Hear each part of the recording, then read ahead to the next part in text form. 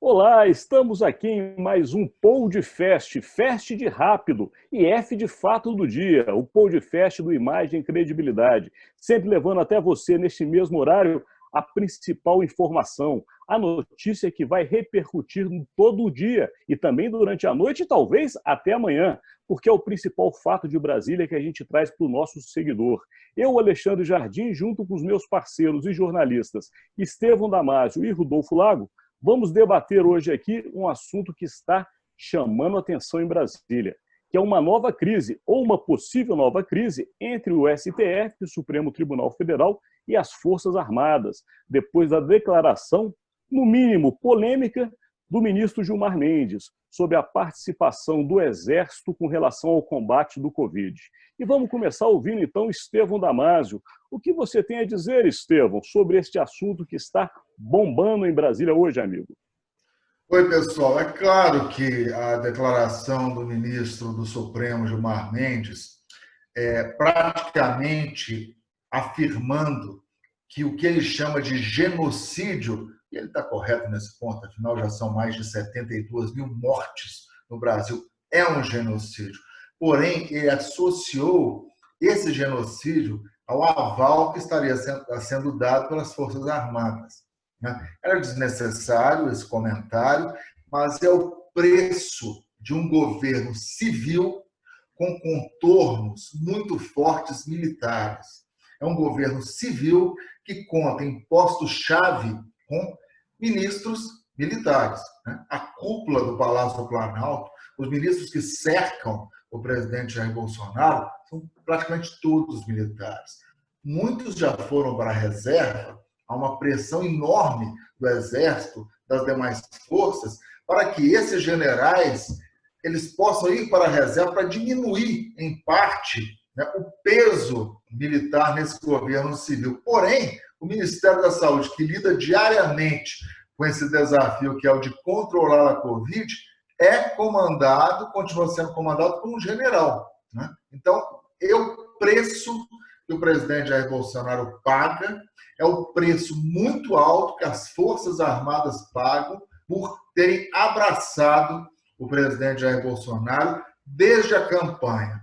Então, é um momento muito difícil para as Forças Armadas, que sempre tiveram um retorno muito positivo por parte da população. Naquelas pesquisas de credibilidade, as Forças Armadas sempre estão no topo, mas a partir do momento em que vão para o dia a dia da política em Brasília, vão sofrer um tremendo desgaste. E a gente pode esperar que no dia de hoje haverá muitas reações a esta fala do ministro Gilmar Mendes. Rodolfo Lago, no momento que o governo, pelo menos aparentemente, tem feito movimentos para aplacar a ira entre os dois poderes, tem se articulado, né, dentro do próprio Palácio do Planalto para fazer ações que deixem o Supremo Tribunal Federal mais tranquilo, Gilmar Mendes vai e joga gasolina nessa fogueira que estava baixando o seu foco. Você acha, Rodolfo, com o seu olhar sempre atento à política de Brasília, que é uma nova crise que está surgindo entre o Supremo Tribunal Federal e o Palácio do Planalto? Olha, o Gilmar Mendes não precisaria ter feito uma provocação tão forte, né? Realmente ela acaba acirrando de novo os ânimos entre os poderes e isso pode não ser bom. Agora, por outro lado, né, Alexandre, Estevão, nossos amigos aí que nos prestigiam sempre, a gente tem que retornar a uma coisa que a gente até já falou aqui em outras ocasiões, né? Se havia, né, uma situação que seria ideal para se vender a ideia da qualidade de um governo com participação militar, era essa situação da pandemia, porque a gente está vivendo uma situação de guerra, né? E aí, nesse sentido, em tese, talvez tivesse sido uma coisa boa, né? Numa hora dessa, uma coisa importante numa hora dessa, contar com essa organização, com essa capacidade de logística militar. E o que se verifica é o contrário, né?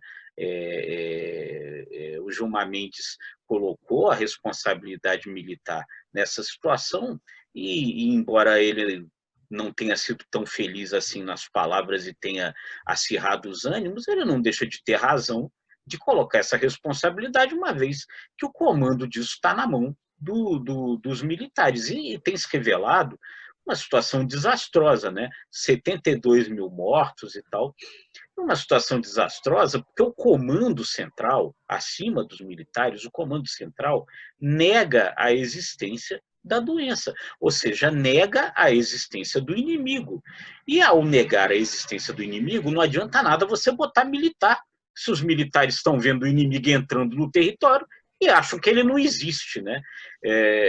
Então aí foi por terra toda a capacidade de organização, de logística dos militares vai por terra se o comando militar, se o comando central nega a existência do inimigo. No momento inicial dessa pandemia, quando o comando central ainda não negava de uma forma tão contundente a existência do inimigo, e você tinha um médico, né, uma pessoa especialista na frente do Ministério da Saúde, a participação militar foi boa, né?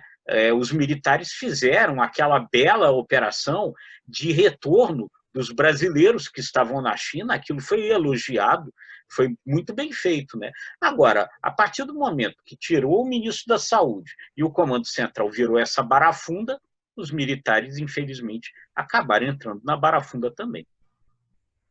Bem lembrado, Rodolfo Lago e Estevão. Inclusive, diante do que falou agora o Rodolfo, me vem em pensamento uma análise que é exatamente em cima da análise do Rodolfo.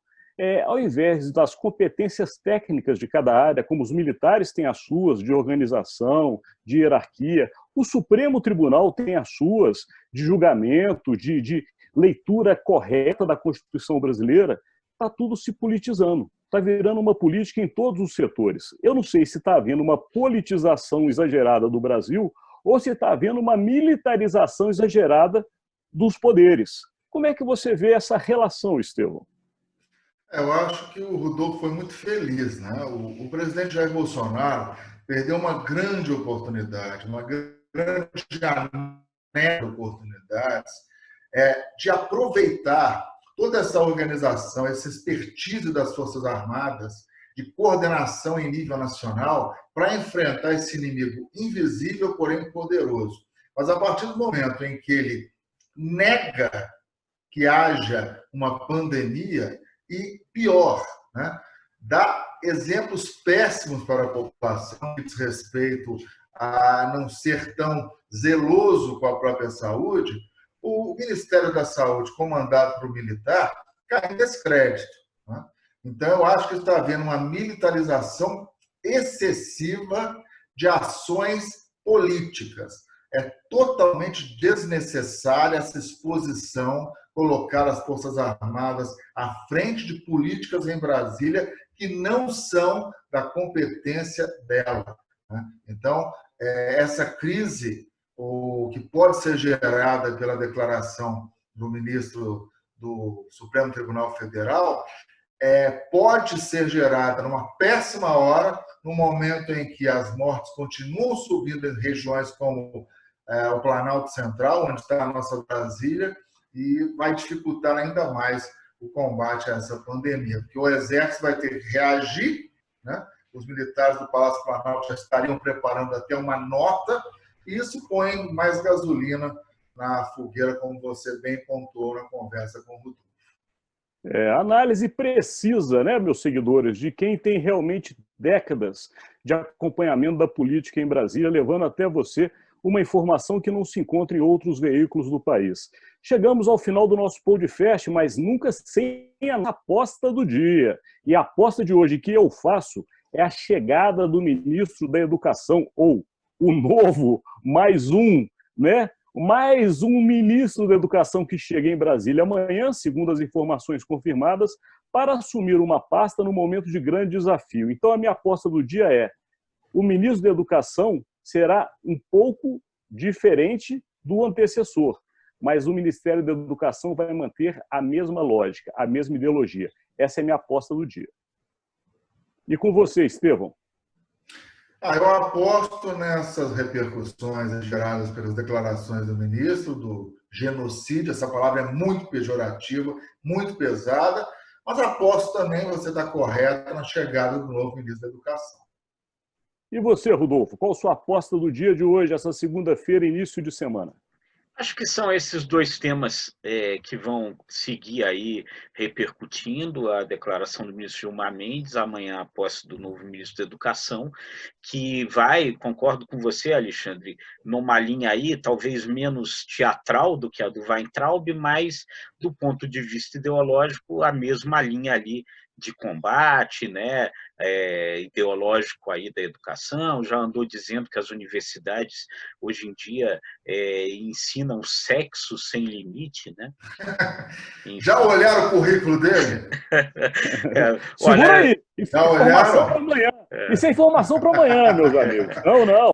Vamos antecipar, vamos aprofundar para amanhã levar isso que é realmente a melhor informação, uma análise do fato do dia. Vamos encerrar hoje o podcast do Imagem e Credibilidade, chamando os nossos seguidores para estarem conosco também amanhã. Daqui eu me despeço. E daí? Aqui, Rodolfo, me despeço também. Um abraço a todos. Tchau, tchau, gente.